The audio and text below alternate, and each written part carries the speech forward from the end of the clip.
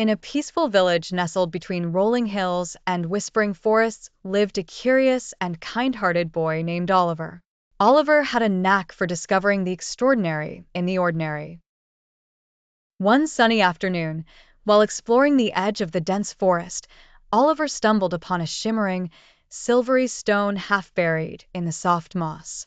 Intrigued, he picked it up, feeling a warm pulse of energy radiate through his fingers.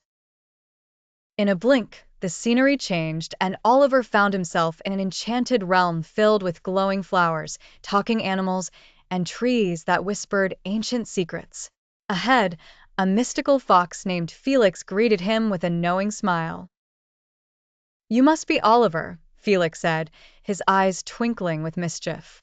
"Welcome to the Enchanted Forest. You hold the Stone of Stories, a powerful artifact that can transport its bearer across realms."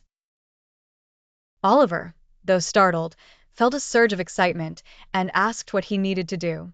Felix explained that the stone could unlock a hidden story within the forest, a tale of long-lost friendship between the guardians of nature and the kingdom of shadows. Oliver's heart raced as he agreed to help. Along their journey, Oliver met Luna, a wise owl who provided clues hidden in ancient scrolls, and Bijou, a tiny but brave squirrel who knew every nook and cranny of the forest. Together, they encountered thrilling challenges, such as crossing the River of Reflections, where they faced their deepest fears, and solving the riddles of the Haunted Hollow to earn the trust of the forest spirits. As days turned into enchanting nights, Oliver grew close to his newfound friends. He learned the importance of resilience, courage, and trust.